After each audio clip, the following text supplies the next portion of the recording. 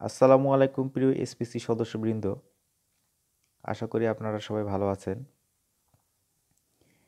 প্রিয় এসপিসি সদস্যবৃন্দ, আজকে খুব সকালবেলা আপনাদের জন্য একটা গুড নিউজ নিয়ে এসেছি।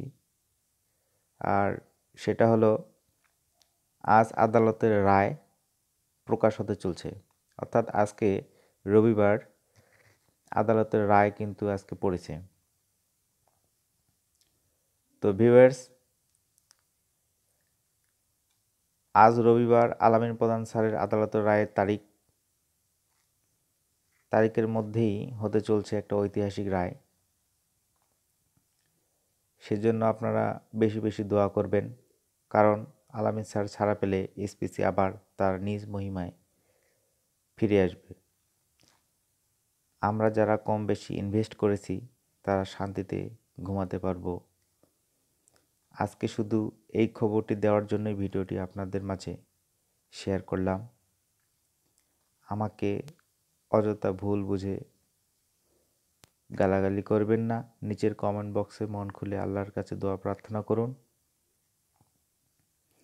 আর সঠিক তথ্য বা সঠিক নিউজ আমার চ্যানেলেই আপনারা পেয়ে থাকবেন। সেজন্য পরবর্তী নোটিফিকেশন